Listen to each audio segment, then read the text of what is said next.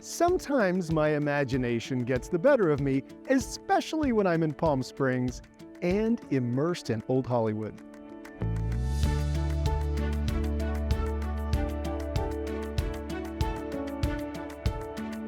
Truly unique homes are typically one of three things: bespoke, historic, or trophy. This estate, 608 South Indian Trail, combines all three. It was designed in the mid-30s by architects Floyd Brewster and Hiram Benedict. They were an amazing team, proficient in the dramatic Spanish colonial revival style.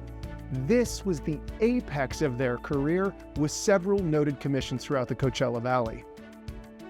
These men were hired by Hal Forrest, a name not so common today, but well known 100 years ago for his comic strip, Tailspin Tommy. Let's talk about Brewster and Benedict's plan. In the 1930s, Warm Sands was open land. A horse trail ran along South Indian, where the Washingtonian palms run. Hal bought 4 lots for his Palm Springs getaway. He and his wife, Betty Lou, discovered the desert along with countless other industry professionals. And Brewster and Benedict sited the house facing the corner with wide loggias front and back. At the time, it was a 3-bedroom house with a living room, kitchen, dining area, garage, and a day servant's room.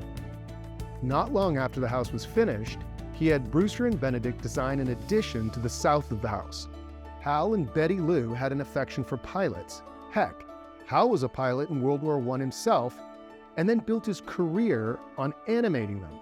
This guest room, with an outside entrance, enabled some of his pilot friends to easily stay for a month or more.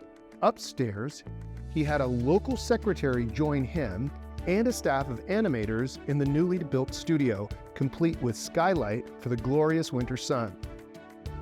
Hal and Betty Lou Forrest weren't exactly fussy people, but you can see where the house has sort of an upscale hacienda vibe.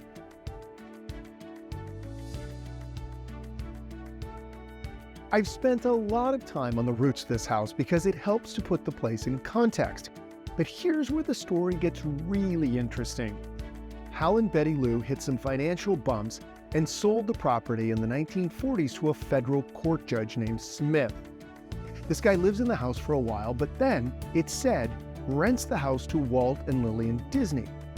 Roy Disney, Walt's brother, is said to have rented the house across the street. It was Walt and Lillian that led a campaign to beautify the neighborhood by planting all those palm trees along the horse path down the center of Indian Trail. Then Judge Smith sells the house to Joseph Schenck, who, at the time, was the chairman of 20th Century Fox. Joseph Schenck and Darryl Zanuck founded 20th Century Pictures, which later merged with Fox. So as the story goes, these two very wealthy men are playing poker, and Schenck bets the deed to his movie colony house here in Palm Springs, only to lose it to Zanuck. This house was the replacement, and Zanuck walks in, takes one look around, and decides the house needs a 40-foot by 20-foot swimming pool. I mean, come on, what studio mogul is going to have a desert getaway and not have a spectacular swimming pool? Now, Joseph Schenck only owns the house for about 11 months in 1948. He sells the house to a man named Morris Tettelbaum. Morris and his wife Ann have 7 children. Morris is a big-time attorney, and the family entertains often. And since Schenck and Tettelbaum are good friends, Joseph spends a fair bit of time here. For those in the know, Joe has a not-so-secret crush on an unknown wannabe starlet named Norma Jean.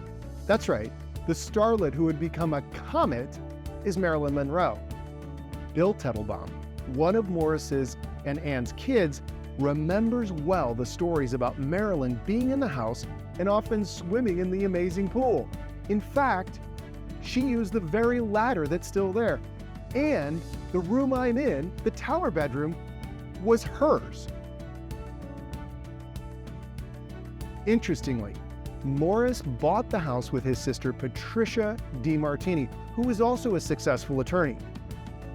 Pat and her husband lived in the studio side of the house, and at some point in the 50s, Pat's husband decides to raise the perimeter fence around the property, actually it's a wall, with rocks that he collects from around the desert.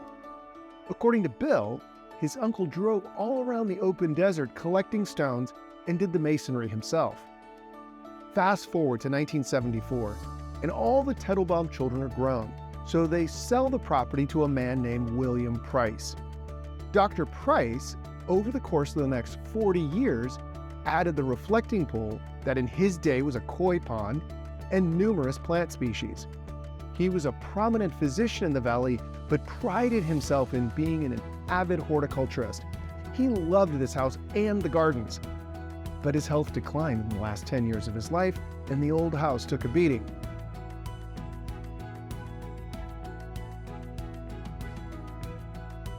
After his death in 2017, the estate was sold to the current owners, who in 2019 began a massive restoration and renovation project, resulting in what you see today.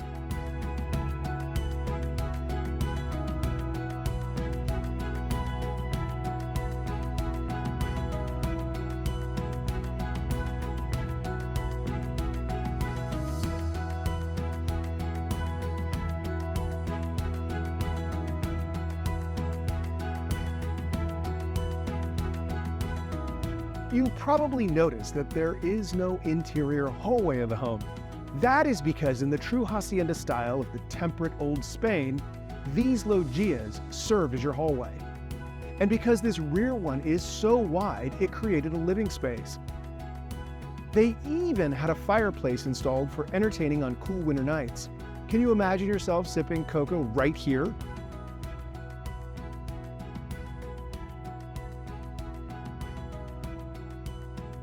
There is a certain majesty in heritage homes. The walls are imbued with the lives of those coming through the doors, treading up and down the stairs, and breaking bread together. This is your opportunity to own a big piece of Palm Springs and Hollywood history. Will you be that next steward?